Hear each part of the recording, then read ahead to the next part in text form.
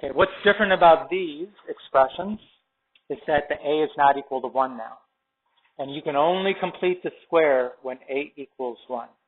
So the first step is we need to factor this 2 from the first two terms. So this is what the next line would look like. 2 times x squared minus 8x, leave a space in parentheses, and move the 31 to the other side. Okay, so I factored this 2 from both of those terms. Okay, now we're going to go through the same process. We've got to figure out what is the third number in parentheses. Half of negative 8 is negative 4, and negative 4 squared is positive 16, same number. Come on. And that's what goes there, plus 16. Okay, what do I have to do to balance that I added 16 on the left? Okay, you don't add 16 to the other side because it may look like 16, but there's a 2 multiplying everything inside the parentheses. That's 32. Right? It's 2 times 16, 32. So you got to add 32 to the other side. Do you have a question, Janae? What's that? Okay, well, we'll keep working with it. You'll see.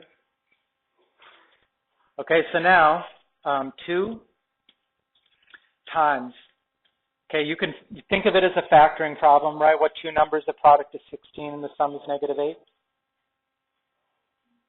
Negative 4, so that's x minus 4 squared equals 1. Okay, now before we take the square root of both sides, we should isolate the squared term, divide by 2.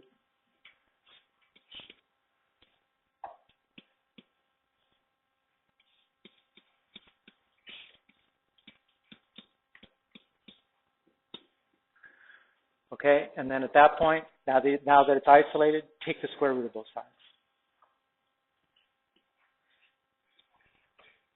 So this is x minus 4 equals plus or minus the square root of 1/2. Now you could do some rationalizing of denominator here.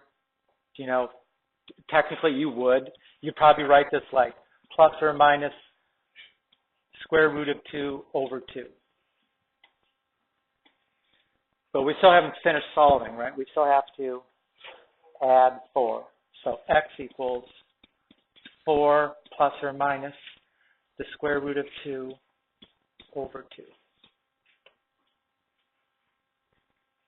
Okay, try and do the same thing for the function. Right? F of x, I'll come down here. F of x equals, factor the 2 from the first two terms.